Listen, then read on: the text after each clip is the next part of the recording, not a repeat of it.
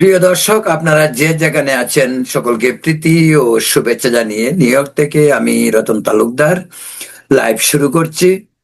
আজকে লাইভে যে বিষয়টি নিয়ে কথা বলতে চাই, সেই আমাদের প্রতিবেশী ভারতের দিল্লি কেন্দ্রিক বাংলাদেশের রাজনীতির যে আবহ তৈরি হয়েছে সে নিয়েই কথা বলতে চাই। তবে সবচেয়ে মজার বিষয় সেটা হলো, ঢাকায় যখন এনসিপি থেকে শুরু করে ছাত্র জনতা, জামাত বা অন্যান্য সংগঠন যারা বিপ্লব করে পরিবর্তনের স্বপ্ন দেখছে, তাদের স্লোগান কি? তারা বলছে দিল্লি না ঢাকা, ঢাকা ঢাকা।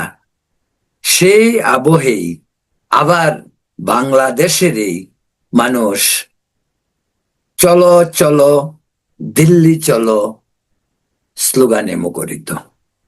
কেন বলছি?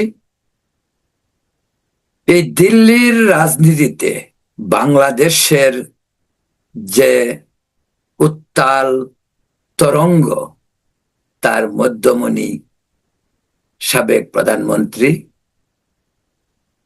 শেখ হাসিনা।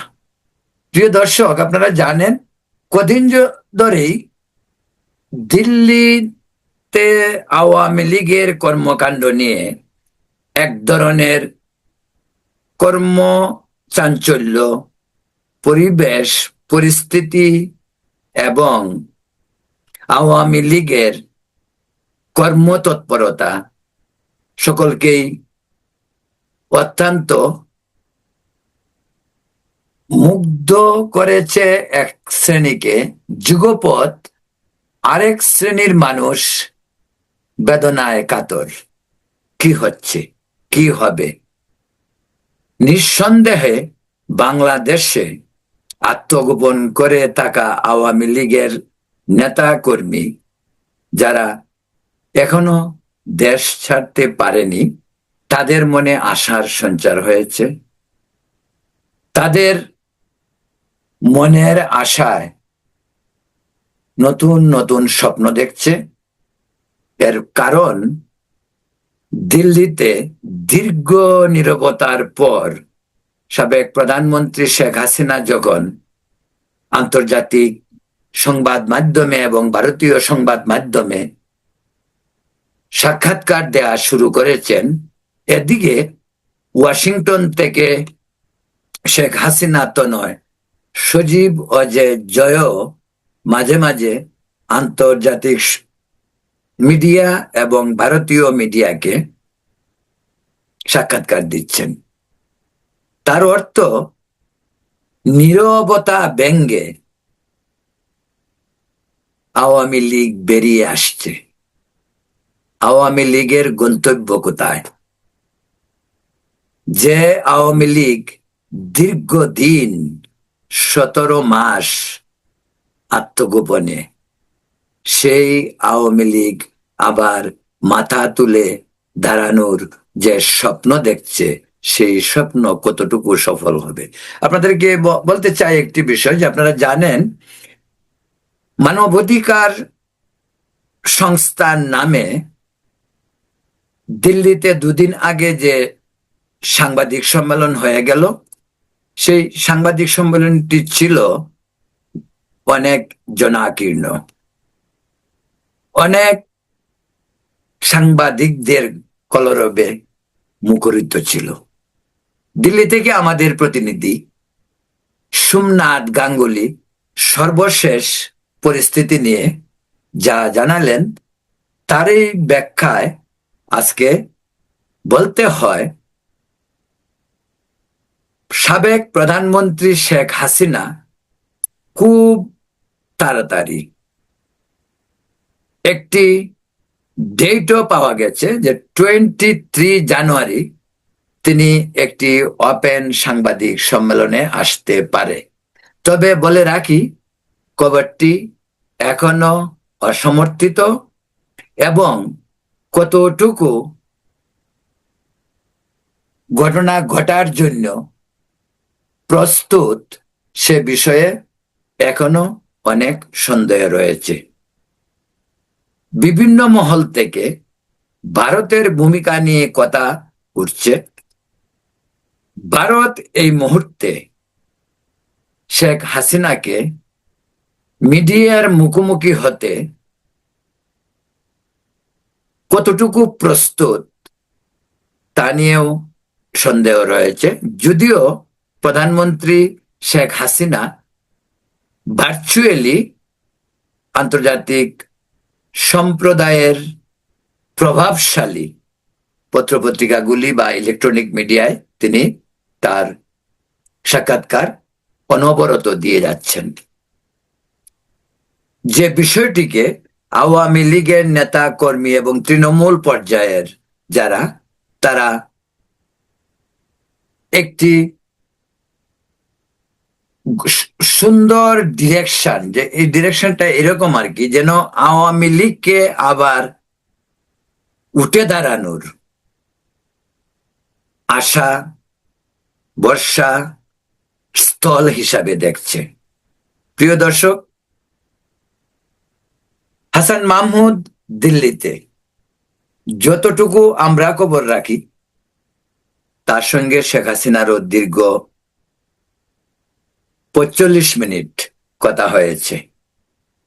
সাবেক শিক্ষামন্ত্রী নাওফেল চট্টগ্রামের, তিনিও দিল্লিতে।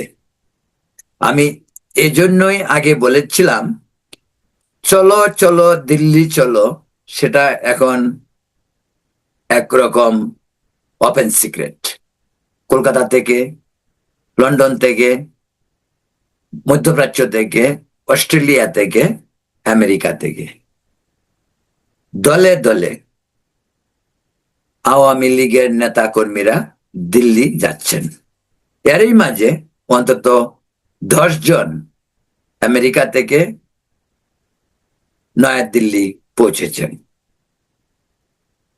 আরো যারা আসছে তাদের মধ্যে অধিকাংশই যারা কলকাতাতে আত্মগোপন করেছিলেন, স্বরাষ্ট্রমন্ত্রী কামাল থেকে শুরু করে সাবেক সাধারণ সম্পাদক ওবায়দুল কাদের, তিনি অবশ্য এখনো সাবেক হননি, হবে, তিনিও সম্ভবত আসছেন।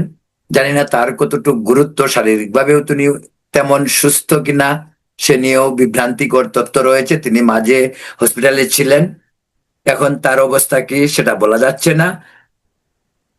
শেখ হাসিনা সত্যি সত্যি যদি 23 জানুয়ারি সাংবাদিকদের মুখোমুখি হন, তবে এটাই হবে ভারতে 17 মাস থাকার পর শেখ হাসিনার প্রথম পাবলিক অ্যাপিয়ারেন্স।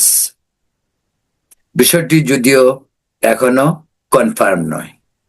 তো আওয়ামী লীগের নেতৃবৃন্দ দিল্লিকে কেন টার্গেট করেছে? টার্গেট এই কারণেই, যেহেতু নেত্রী এবং সাবেক প্রধানমন্ত্রী শেখ হাসিনা দিল্লিতেই রয়েছেন। ভারতের কেন্দ্রীয় সরকারের মনোবৃত্তি, মানসিকতা এখনো ক্লিয়ার নয়, তবে ভারত নিশ্চিতভাবে আওয়ামী লীগ এবং শেখ হাসিনাকে নিরাপদে থাকার একটি আশ্বাস বহুত আগে থেকে দিয়েছেন, এখনো সেই প্রক্রিয়ায় কাজ করছে। আজকে আরো একটি বিষয় আপনাদেরকে ডেভেলপের মাঝে যা রয়েছে তার মধ্যে আমেরিকা এবং ভারতের একটি যৌথ প্রক্রিয়াও আওয়ামী লীগ, শেখ হাসিনা, বাংলাদেশের নির্বাচন এ বিষয়ে কাজ করছে। যতদূর জানা যায়, নির্বাচন নিয়ে আন্তর্জাতিক সম্প্রদায়ের যে কনসার্ন তা অত্যন্ত গুরুত্বপূর্ণ। যদিও আওয়ামী লীগ নির্বাচনের চেয়েও বেশি ফোকাস করছে জাতিসংঘ কর্তৃক রিপোর্ট, সেই রিপোর্টটির উপরে আওয়ামী লীগের দৃষ্টি এখন সবচেয়ে বেশি। তারা বলছে যে এই জাতিসংঘ যে রিপোর্টটি দিয়েছে সেই রিপোর্টটি পক্ষপাতদুষ্ট, পারফেক্ট রিপোর্ট না, সরকার দ্বারা অনুপ্রাণিত হয়ে সেই রিপোর্ট তৈরি করা হয়েছে। সেই রিপোর্টে ডক্টর ইউনূস সরকারের প্রভাব রয়েছে। তাই এই রিপোর্টটিকে কতটুকু যুক্তিযুক্ত এবং এই রিপোর্টটি কতটুকু রিলায়েবল সেটা নিয়েও প্রশ্ন রয়েছে। প্লাস আরো যে বিষয়টি নির্বাচন নিয়ে হচ্ছে সেটা হলো আওয়ামী লীগ ছাড়া নির্বাচন কতটুকু গ্রহণযোগ্য হবে আন্তর্জাতিক সম্প্রদায়ের কাছে। নির্বাচন ঘরের দরজায়, 12 তারিখ ফেব্রুয়ারির নির্বাচন। এখানে আবার নির্বাচনে অবস্থা আরো অনেকটা হযবরল। এই কারণেই বলবো, একই সঙ্গে জাতীয় নির্বাচনের সঙ্গে হা না, এই আজগবি হা না নির্বাচন সরকারের পক্ষ থেকে দেদার রাষ্ট্রীয়ভাবে হার পক্ষে ক্যাম্পেইন করা হচ্ছে, সেটি কতটুক আইনগত ভাবে কারেক্ট তা নিয়েও প্রশ্ন উঠেছে। আজকে তো শুনলাম এমন এক কথা যে যারা হাতে ভোট দেবে তাদেরকে বিচারের সম্মুখীন করা হবে। এই যদি হয়, বিচার একজন ভোট দেয়া তার নাগরিক অধিকার, সে যাকে খুশি তাকে দেবে, হাতে দেবে, নাতে দেবে, নাতে দেবে, হাতে দেবে, যা কিছু হইতে পারে। বিএনপি কে দেবে, জামাতকে দেবে, জামাতকে দেবে না, এনসিপি কে দেবে, যা কিছু তা হইতে পারে। আমার ভোট আমি দেব, যাকে খুশি তাকে দেব, এই কথাটি তো আমরা বহুত আগের থেকেই দেশে বলে আসছি। এবং প্রধানমন্ত্রী শেখ হাসিনার কিন্তু এইটা একটা বড় স্লোগান ছিল আগে। ভোট চুরির নির্বাচন বাংলাদেশে একাধিকবার হয়েছে, শুধু আওয়ামী লীগের আমলেই হয়েছে তা নয়, বিএনপির আমলেও হয়েছে। আওয়ামী লীগকে নির্বাচনের বাইরে রাখা, আওয়ামী লীগকে পরাজিত করা, সেটাও কারসাজি কিন্তু বাংলাদেশে এর আগে কম হয়নি। শেখ হাসিনার আমলে 3টি নির্বাচনের ছিল বিতর্কিত, অস্বীকার করার কোনো উপায় নেই। সেই টিম থেকে যদি বলা হয় যে আমার ভোট আমি দেব, যাকে খুশি তাকে দেব, বা ভোট হবে একটি উৎসব মুখর পরিবেশে, যেটা আমাদের পরম্পরা 70-এর নির্বাচন থেকে একেবারে 2008 সালের নির্বাচন পর্যন্ত এই ধারাবাহিকতা বজায় ছিল। যদিও নির্বাচনে কারচুপি, হত্যাকাণ্ড, সংখ্যালঘুদের উপর অত্যাচার সবসময় চলতেছিল। যাই হোক, এই নির্বাচনের নিয়ে প্রশ্নটি অত্যন্ত জোরালোভাবে আসছে এই কারণেই, যদি নির্বাচন হয়, যদি বলছি এই কারণে বাংলাদেশের অধিকাংশ মানুষের এখনো ধারণা নির্বাচন হবে না। আমি জানি না সেটা কেন। আমি যতটুকু বুঝি, আমার মনে হয় নির্বাচনকে পণ্ড করতে, বানচাল করতে বিরোধী দলের চেয়ে সরকারি দলের আগ্রহটাই বোধহয় অনেক বেশি। কারণ নির্বাচনটি যদি না হয় তো ডক্টর ইউনূস আরো তাল বাহানা করে আরো 1-2 বছর থাকতে পারে। আর নির্বাচন যদি 12 তারিখ হয়, 13 তারিখ তাদের চলে যেতে হবে। এবং এই 13 তারিখ চলে যাওয়া, তাদেরকে পালাতে হবে যেভাবে আফগানিস্তান থেকে আমেরিকানরা পালিয়েছিল। এই যদি সিচুয়েশন হয় এবং সকলে পালাতে পারবে কিনা সেটা নিয়েও অনেক সন্দেহ রয়েছে। তবে একজন আমাকে প্রশ্ন করতে পারে যে তাহলে কি নির্বাচন হবে না, বা নির্বাচনের ব্যাপক কোনো পরিবর্তন হইতে পারে? সব সম্ভবের দেশ বাংলাদেশ, এবং বাংলাদেশের রাজনীতিতে আনন্দ বেদনা দু অনুভূতিরই ছোঁয়া রয়েছে। সেই কারণে বাংলাদেশে নির্বাচনে আওয়ামী লীগকে বাইরে রেখে একটি অবাধ, সুষ্ঠু, সাধারণ নির্বাচন প্রায় অসম্ভবই বলা যেতে পারে। যে কারণে বিএনপিও বলছে, অন্যরাও বলছে,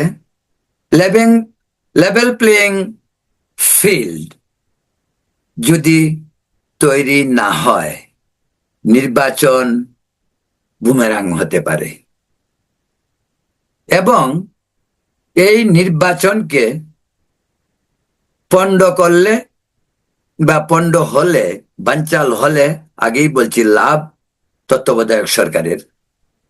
এবং আওয়ামী লীগ এমন এক শক্তিশালী দল, নির্বাচনকে বানচাল করার জন্য এক আওয়ামী লীগই যথেষ্ট।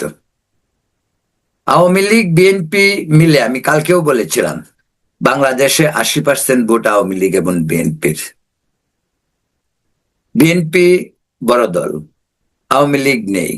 ন্যাচারালি নির্বাচন যদি মোটামুটি নিরপেক্ষ হয়, বিএনপি ক্ষমতায় আসবে। কিন্তু আদৌ ষড়যন্ত্র কি কম হচ্ছে যে বিএনপি কেও দূরে রাখার জন্য?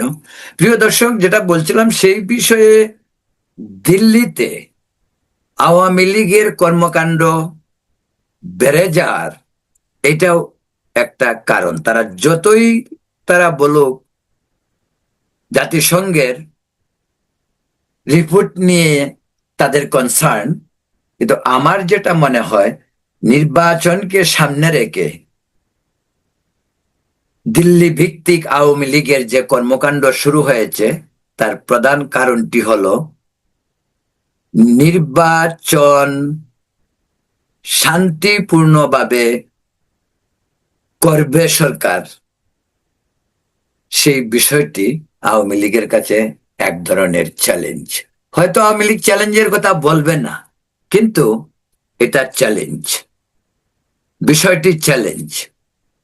নির্বাচনে জয়ী হওয়া বিএনপির জন্য যেমন চ্যালেঞ্জ, ঠিক তেমনি নির্বাচন কি হচ্ছে সেটার কৌতূহল আওয়ামী লীগের জন্য খুবই গুরুত্বপূর্ণ।